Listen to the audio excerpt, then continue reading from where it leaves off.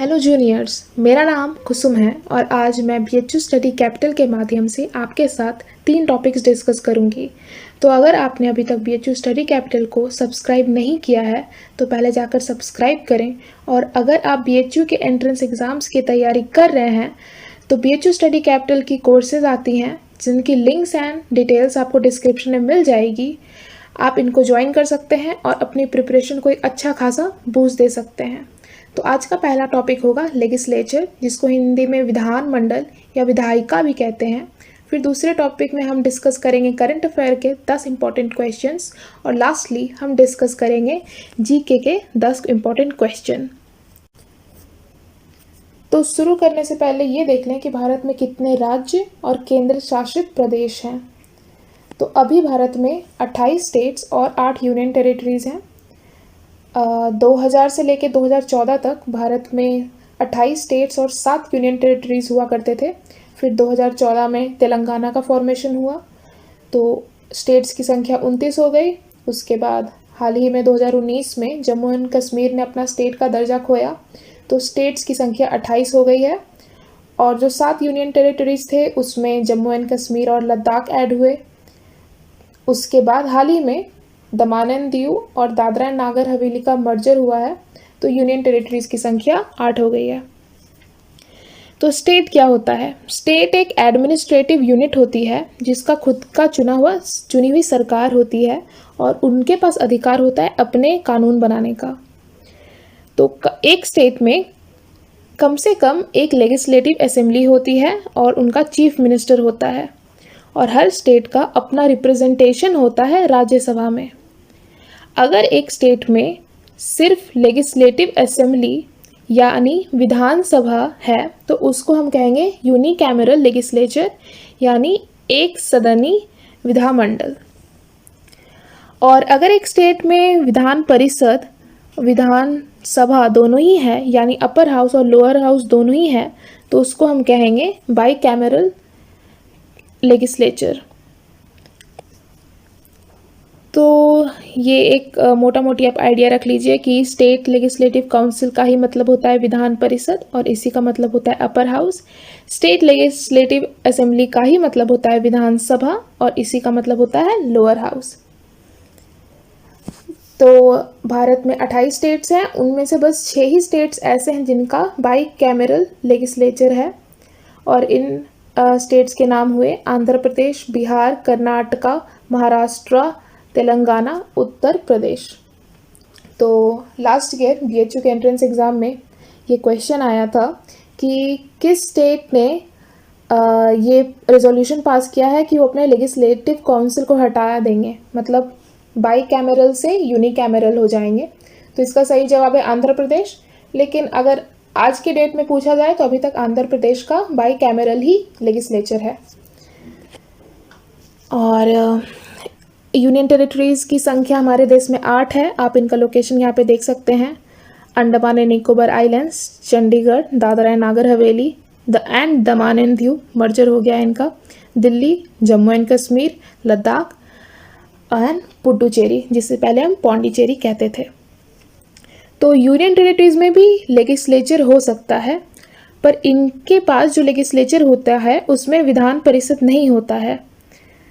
और भारत में बस 3 ही ऐसे यूनियन टेरिटरीज़ हैं जिनके पास अपना लेजिस्लेचर है। ये हैं दिल्ली, पुडुचेरी और जम्मू एंड कश्मीर। और एक यूनियन टेरिटरी में जो फाइनल डिसीजन मेकिंग का अधिकार होता है वो होता है लेफ्टिनेंट गवर्नर के पास। आपने तो ये काफ़ी बार न्यूज़ में सुना ही होगा कि दिल्ली में लेफ्टिनेंट गवर्नर और केजरीवाल सरकार के बीच में टकरार मतभेद चल रही है। तो वो इसलिए होता है क्योंकि फाइनल डिसीजन मेकिंग चला जाता है लेफ्टिनेंट गवर्नर के पास। अब हम देख लेते हैं करंट अफेयर के 10 इंपॉर्टेंट क्वेश्चंस। तो पहला क्वेश्चन है कि किस स्टेट की कैबिनेट ने फ्रीडम ऑफ रिलीजन बिल 2020 को अप्रूव किया है? ऑप्शन है मध्य प्रदेश, उत्तर प्रदेश, बंगाल या गोवा। तो इसका सही जवाब है कि मध्य प्रदेश की स्टेट कैबिनेट ने ये बिल को अप्रूव किया है। और ये बिल लाया गया है कि किसी व्यक्ति का रिलीजन मैरिज या किसी गलत तरीके से ना बदला जा सके। इसी से मिलता जुलता एक बिल पास किया था उत्तर प्रदेश ने 2020 में ही, और उस बिल का नाम था prohibition of unlawful religious conversion law 2020। अगला क्वेश्चन है कि first ever FIDE online chess olympiad किस कंट्री ने जीता है। ऑप्शंस हैं इंडिया, रशिया, इनमें से कोई नहीं, या ये दोनों ही कंट्री ने जीता है। तो हाल फिलहाल में ये बहुत फेमस हुआ था, और इसका सही जवाब है कि इंडिया और रसिया को जॉइंट विनर डिक्लेयर किया गया है। तो ये इम्पॉर्टेंट इसलिए हो जाता है क्योंकि इंडिया पहली बार गोल्ड जीता है किसी टीम इवेंट में, किसी ओलंपियाड में। तो इससे रिलेटेड कुछ और पॉइंट्स हैं जो अगर आप याद रख सके तो अच्छा होगा। जैसे इस टीम के कैप्टन थे विदित गुजराती और पेंटाला हरिकृष्णा। और जो ये वर्ड FIDE है, ये इसका फुल फॉर्म फ्रेंच में एक्चुअली होता है, तो इसका नॉर्मल फुल फॉर्म हम देख लेंगे इंग्लिश वाला, international chess federation, world chess federation. और चेस में प्लेयर्स को रैंकिंग दी जाती है उनके परफॉर्मेंस पे। तो जो टॉप लेवल के प्लेयर्स होते हैं ना, उनको ग्रैंड मास्टर बोला जाता है। और एक पॉइंट ये है कि अभी वर्ल्ड चेस चैम्पियन कौन है, तो अभी वर्ल्ड चेस चैम्पियन है मैग्नस कार्लसन। हमारे Viswanathan Anand sir world chess champion हुआ करते थे 2007 में। अभी उनकी वर्ल्ड की रैंकिंग है 16 और इंडिया की रैंकिंग है 1। कोहिनूर हम्पी जो हैं वो इंडिया में विमेंस में फर्स्ट रैंकिंग पे आती हैं। ये सब ग्रैंड मास्टर हैं। और चेस में आर्मागेडन एक फॉर्मेट होता है, जैसे चेस में कई फॉर्मेट होते हैं, ब्लिट्स, आर्मागेडन, ये सब। तो आर्मागेडन जो फॉर्मेट है बहुत ही इंटरेस्टिंग फॉर्मेट है, और इसमें होता ये है कि आपको एक रिजल्ट मिल ही जाएगा, क्योंकि अगर ब्लैक जीता तो ब्लैक जीत गया, अगर वाइट जीता तो वाइट जीत गया। लेकिन अगर मैच ड्रॉ हो जाता है तो उस केस में ब्लैक को विनर घोषित कर दिया जाता है। ब्लैक के पास जो ये एडवांटेज है, इसको काउंटर बैलेंस करने के लिए वाइट के पास एक्स्ट्रा टाइम होता है। चलिए नेक्स्ट क्वेश्चन देखा जाए। तो नेक्स्ट क्वेश्चन है कि भारत में कोविड-19 की कौन सी वैक्सीन डेवलप की गई है। ऑप्शंस हैं कोविशील्ड, कोवैक्सिन, स्पुतनिक वी और कोरोनिल। तो सही जवाब आपको पता होगा कोवैक्सिन है। इसको डेवलप किया गया है भारत बायोटेक के द्वारा इन कोलैबोरेशन विथ ICMR। और ICMR का हेडक्वार्टर कहाँ है, तो वो है न्यू दिल्ली में। और जो कोविशील्ड है ये Britain based company AstraZeneca and Oxford के द्वारा बनाई गई है। ये भारत में बन जरूर रही है, लेकिन इसको डेवलप नहीं किया गया है भारत में। स्पुतनिक वी तो आपको पता होगा रशिया की वैक्सीन है, और कोरोनिल तो पतंजलि की कोरोना किट या उसी से मिलता जुलता कुछ है। अगला क्वेश्चन है, और ये काफ़ी इंपॉर्टेंट क्वेश्चन है कि क्वाड जो है, क्वाड्रिलेटरल सिक्योरिटी डायलॉग, ये इनमें कौन कौन सी कंट्रीज़ आती हैं। तो इसका सही जवाब है कि इसमें इंडिया, ऑस्ट्रेलिया, USA और जापान आती हैं। और इनका मोटिव ये है कि जो हमारा इंडो पैसिफिक रीजन है उसको फ्री, ओपन और प्रॉस्परस रखा जाए। नेक्स्ट क्वेश्चन है कि इंडिया में वैक्सीनेशन का पहला फेज़ कब स्टार्ट हुआ। तो इसका आंसर है कि 16 जनवरी 2021 को ये स्टार्ट हुआ, और इसमें प्रायोरिटी दी गई थी कि हेल्थ केयर वर्कर और फ्रंटलाइन वर्कर को पहले वैक्सीनेट किया जाए। तो नेक्स्ट क्वेश्चन है कि इंडिया में हाई कोर्ट के चीफ जस्टिस और जजेस को कौन अपॉइंट करता होगा। तो आपको पता होगा कि इंडिया में लगभग हर राज्य का अपना हाई कोर्ट होता है, कुछ कुछ एक्सेप्शंस हैं, लेकिन लगभग हर राज्य में अपना हाई कोर्ट होता है। तो वहाँ पे जजेस और चीफ जस्टिस को अपॉइंट करते हैं हमारे प्रेसिडेंट, और ये ऐसा करते हैं सलाह लेके चीफ जस्टिस ऑफ इंडिया और उस राज्य के गवर्नर से। और इसी से मिलता जुलता क्वेश्चन ये बनेगा कि चीफ जस्टिस ऑफ इंडिया मतलब सुप्रीम कोर्ट के जो चीफ जस्टिस होते हैं उनको कौन अपॉइंट करता है। तो भारत के प्रेसिडेंट ही सुप्रीम कोर्ट के जजेस और चीफ जस्टिस को अपॉइंट करते हैं। हाल ही में जस्टिस NV रामन्ना ने CJI का पद संभाला है। CJI का मतलब हुआ चीफ जस्टिस ऑफ इंडिया, जिसका मतलब होता है चीफ जस्टिस सुप्रीम कोर्ट के। नेक्स्ट क्वेश्चन है कि इंटरनेशनल सोलर अलायंस इसका हेडक्वार्टर कहाँ पे लोकेटेड है। तो ये क्वेश्चन मेरे ख्याल से बहुत इंपॉर्टेंट है, क्योंकि इसका हेडक्वार्टर इंडिया में लोकेटेड है। इनफैक्ट ISA का फाउंडिंग मेंबर है इंडिया और फ्रांस ने मिलकर इसकी स्थापना की थी। तो इसका हेडक्वार्टर है गुरुग्राम, इंडिया में।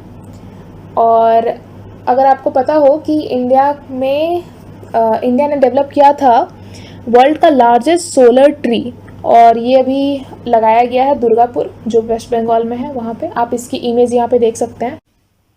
क्वेश्चन नंबर 8 है कि match the countries with their Capitals. कुछ कंट्री दिए हुए हैं और उनके कैपिटल दिए हुए हैं, जंबल करके आपको मैच करना है। तो कंट्रीज़ हैं Lebanon, Australia, south Korea, Israel, और कैपिटल्स दिए हुए हैं सोल, कैनबेरा, टेल अवीव और बेरूट। तो अगर इनको मैच किया जाए तो सीक्वेंस आएगा, लेबनान की राजधानी है बेरूट, ऑस्ट्रेलिया की राजधानी है कैनबेरा, साउथ कोरिया की राजधानी है सोल, इजराइल की राजधानी है टेल अवीव। अब इजराइल की राजधानी इंडिया मानता है कि टेल अवीव है, तो अगर आपसे पूछा जाएगा तो आप यही करेंगे, लेकिन जहाँ तक इजराइल की बात है वो बोलता है कि उसकी राजधानी जेरूसलम है, और यूएस भी इस बात से इत्तेफाक रखता है, लेकिन इंडिया मानता है कि टेल अवीव कैपिटल है, तो हम वही लिखेंगे अगर हमसे एग्जाम में पूछा जाए। नेक्स्ट क्वेश्चन ये है कि कमला हैरिस के बारे में 3 स्टेटमेंट्स दी हुई है, आपको बताना है कि ये तीनों में से कौन कौन से स्टेटमेंट्स ट्रू हैं। तो पहला पॉइंट ये है कि वो first female black Asian American vice president हैं यूएसए की। दूसरा पॉइंट है कि वो 49th वाइस प्रेसिडेंट हैं यूनाइटेड स्टेट्स की। United states of America, United states, ये सब वर्ड्स अमेरिका के लिए यूज़ किए जाते हैं। और थर्ड पॉइंट ये है कि वो जिस पॉलिटिकल पार्टी से बिलोंग करती हैं वो उसका नाम है डेमोक्रेट्स। तो इसका सही जवाब है कि ये तीनों स्टेटमेंट्स सही दिए हुए हैं। अच्छा, अमेरिका में 2 मेन पॉलिटिकल पार्टीज़ होती हैं, एक होता है डेमोक्रेट और दूसरा होता है रिपब्लिकन। रिपब्लिकन के प्रेसिडेंट के कैंडिडेट थे डोनाल्ड ट्रंप, जो हार गए। और करंट अफेयर का आखिरी क्वेश्चन है कि आपको यहाँ पे ऐप और उनके सामने उनकी कंपनी लिखी हुई है, आपको बताना है कि कौन कौन सा सही मैच्ड है। तो इसका सही जवाब है कि वेबएक्स, जी बिल्कुल, सिस्को ने ही वेबएक्स को डेवलप किया है और गूगल ने ही मीट को डेवलप किया है, लेकिन ये जो जूम है वो माइक्रोसॉफ्ट के द्वारा डेवलप नहीं की गई है, उसको जिस कंपनी ने डेवलप किया उसका नाम भी जूम ही है। तो इसका आंसर हो जाएगा कि ऑप्शन बी और सी सही मैच किया हुआ है। चलिए, तो अब हम जीके के कुछ क्वेश्चंस देख लें। पहला क्वेश्चन ये है कि अर्थ किस डायरेक्शन में रोटेट करता है। तो इसका जवाब है वेस्ट टू ईस्ट। इसको याद ईजिली इस तरीके से रखा जा सकता है कि पहले सुबह होती है नॉर्थ ईस्टर्न स्टेट्स में और उसके करीबन 1.5-2 घंटे बाद सुबह होती है गुजरात में। या फिर ऐसे याद रखिए कि इंडिया का टाइम पाकिस्तान के टाइम से आधा घंटा आगे चलता है। तो आप ये इमेज भी देख सकते हैं। फिर अच्छा, सिखों के आखिरी गुरु कौन थे, जो उनके मतलब जो फाइनल, लास्ट और इटर्नल लिविंग गुरु हैं सिखों के, वो कौन है। तो इसका जवाब हो जाएगा गुरु ग्रंथ साहिब। ये उनकी होली बुक ही है और इन्हीं को आखिरी गुरु का दर्जा दिया गया है। नेक्स्ट क्वेश्चन है कि भारत के शॉर्टेस्ट सर्विंग प्रेसिडेंट कौन थे। तो इसका जवाब है जाकिर हुसैन, और जाकिर हुसैन इंडिया के प्रथम मुस्लिम प्रेसिडेंट भी थे। नेक्स्ट क्वेश्चन है कि जैसे जैनिज्म में तीर्थंकर होते हैं, महावीर को हम आखिरी तीर्थंकर कहते हैं, तो टोटल कितने तीर्थंकर होते हैं। तो इसका जवाब है कि टोटल 24 तीर्थंकर होते हैं। और तीर्थंकर उन लोगों को कहा जाता है जैनिज्म में जो लोग जीते जी ही इतना ज्ञान प्राप्त कर लेते हैं कि उनको मोक्ष की प्राप्ति हो जाती है और वो बाकी लोगों में इस ज्ञान को बांटते हैं। तो जैनिज्म की जो फर्स्ट काउंसिल हुई थी वो किनकी अध्यक्षता में हुई थी। तो ये हुई थी पाटलिपुत्रा में और इनको प्रेसाइड किया था अस्तूल भद्र ने। उसके बाद जो जैनिज्म में जैन की सेकेंड काउंसिल हुई थी वो हेल्ड की गई थी वल्लाभी में और इसको प्रेसाइड किया था देवर्दी क्षमाश्रमन ने। तो नेक्स्ट क्वेश्चन में जाने से पहले ये देख लीजिए कि लास्ट ईयर ये क्वेश्चन आया था कि जैन की फर्स्ट काउंसिल कहाँ पे आयोजित की गई थी। तो इसका आंसर अब आपको पता है, पाटलिपुत्रा। और ट्रॉपिक ऑफ कैंसर कितने स्टेट से होके गुजरता है, भारत के कितने स्टेट से होके गुजरता है। तो इसका आंसर है 8 स्टेट्स से। अच्छा, ट्रॉपिक ऑफ कैंसर कितने लैटिट्यूड पे है। तो ये है 23.5 डिग्री नॉर्थ पे। और ये किन किन कंटिनेंट से गुजरता है ये भी इम्पॉर्टेंट है। तो ये गुजरता है एशिया, अफ्रीका, नॉर्थ अमेरिका से। अच्छा, यहाँ पे आप ये भी पता कर लें कि ट्रॉपिक ऑफ कैप्रिकॉर्न किस किस कंटिनेंट से गुजरता है और इक्वेटर किस किस कंटिनेंट से गुजरता है, तो सहूलियत रहेगी बाद में। जैसे लास्ट ईयर क्वेश्चन आया था कि ट्रॉपिक ऑफ कैंसर और ट्रॉपिक ऑफ कैप्रिकॉर्न किस किस से पास करता है, तो उसका सही जवाब अफ्रीका था। और यहाँ पे इस इमेज में आप देख सकते हैं कि ट्रॉपिक ऑफ कैंसर किन किन स्टेट से पास कर रही है, जैसे गुजरात, राजस्थान, मध्य प्रदेश, छत्तीसगढ़, झारखंड, वेस्ट बंगाल, त्रिपुरा एंड मिजोरम। तो अगर आप स्टेट्स को इसी ऑर्डर में याद रखें तो बेहतर रहेगा, क्योंकि हो सकता है आपको एग्जाम में बोल दे कि ईस्ट टू वेस्ट या वेस्ट टू ईस्ट स्टेट्स को अलाइन करें, तो एक बार इनका लोकेशन भी दिमाग में बैठा लीजिए। उसके बाद नेक्स्ट क्वेश्चन है कि एक बाइट मेमोरी में कितने बिट्स होते हैं, तो इसका जवाब है 8। और यहाँ पे जो चार्ट दिया हुआ है वहाँ पे आप देखिए कि बिट में लिखा है कैपेसिटी में 1 या 0। तो 1 या 0 क्या होता है, जब स्विच ऑन रहती है, पावर फ्लो हो रहा होगा तो उसको हम 1 बोलते हैं, और जब ऑफ हो जाती है तो उसको हम 0 बोलते हैं। यही 1 और 0 कहते हैं ना, कंप्यूटर के सिस्टम में जो डाटा है वो बाइनरी में, सारा डाटा बाइनरी में होता है, तो बाइनरी में जो डाटा होता है वो 1 और 0 के ही फॉर्म में होता है। उसके बाद आप ध्यान दे दीजिएगा कि किलो के बाद मेगा आता है, मेगा के बाद गीगा आता है, गीगा के बाद टेरा आता है, मतलब याद रखने के लिए। और ये चार्ट को अगर आप दिमाग में बैठा लें तो मतलब बाद के एग्ज़ाम्स में भी काफ़ी ये पूछा जाता है। अच्छा, अभी कोरोना के टाइम पे ये बहुत न्यूज़ में चल रहा है कि CT स्कैन करवा ले रहे हैं कोरोना के पेशेंट्स, जब उनको लगता है कि उन्हें कोविड है और उनका RT-PCR टेस्ट नेगेटिव आ जाता है, फॉल्स नेगेटिव उनको लगता है कि है, तो वो CT स्कैन करा ले रहे हैं। तो CT का फुल फॉर्म क्या है, तो वैसे तो CT का फुल फॉर्म होता है कंप्यूटर टोमोग्राफी, लेकिन कहीं कहीं पे कंप्यूटराइज्ड टोमोग्राफी भी इसको बोला जाता है। और इसमें जो electromagnetic radiation, electromagnetic waves use किए जाते हैं वो होता है एक्सरे। और चूँकि इसमें इतना भारी मात्रा का एक्सरे यूज़ किया जाता है कि कुछ कुछ डॉक्टर्स का ये भी कहना है कि अगर आप फालतू में CT स्कैन्स करवाए जा रहे हैं कोरोना सोच के, तो ये बहुत गलत बात है, क्योंकि ये करवाने से आपके कैंसर होने के चांसेस बढ़ जाते हैं, ऐसा डॉक्टर्स का कहना है। अगला क्वेश्चन है कि जैसे लोकसभा में स्पीकर होते हैं वैसे राज्यसभा में कौन होता है, तो लोकसभा का मतलब हो गया लोअर हाउस, राज्यसभा का मतलब हो गया अपर हाउस। तो राज्यसभा में चेयरपर्सन होते हैं, और ये चेयरपर्सन कौन होते हैं, तो इंडिया के जो वाइस प्रेसिडेंट रहेंगे वही चेयरपर्सन होंगे, और अभी इंडिया के वाइस प्रेसिडेंट हैं श्री M वेंकैया नायडू। तो नेक्स्ट क्वेश्चन है कि वर्ल्ड हेल्थ ऑर्गेनाइजेशन का हेडक्वार्टर कहाँ पे स्थित है, तो इसका जवाब है जिनेवा, जो स्विट्जरलैंड में है, वहाँ पे वर्ल्ड हेल्थ ऑर्गेनाइजेशन का हेडक्वार्टर है। और WHO के डायरेक्टर जनरल कौन है, तो इनका नाम है टेड्रोस अधानोम। और जो WHO है ये यूनाइटेड नेशंस की एक स्पेशलाइज्ड एजेंसी है। अच्छा, आखिरी क्वेश्चन है कि जय जवान जय किसान का नारा किन्होंने दिया था, तो इसका जवाब है लाल बहादुर शास्त्री। तो जो इंडिया पाकिस्तान वॉर हुई थी 1965 की, उसमें इन्होंने ये नारा दिया था। और 1998 में जो हमने न्यूक्लियर टेस्ट किए थे पोखरण में, उसके बाद अटल बिहारी वाजपेयी जी ने इस नारे में जय विज्ञान को जोड़ा था, तो ये नारा हो गया था जय जवान जय किसान जय विज्ञान। इस वीडियो में तो बस इतना ही। अगर आपको इस वीडियो से रिलेटेड कोई डाउट है तो कमेंट सेक्शन में बताइए, हम ट्राई करेंगे उसे सॉल्व करने का। और मत भूलिएगा इस वीडियो को लाइक, शेयर और सब्सक्राइब करना। बहुत बहुत थैंक यू।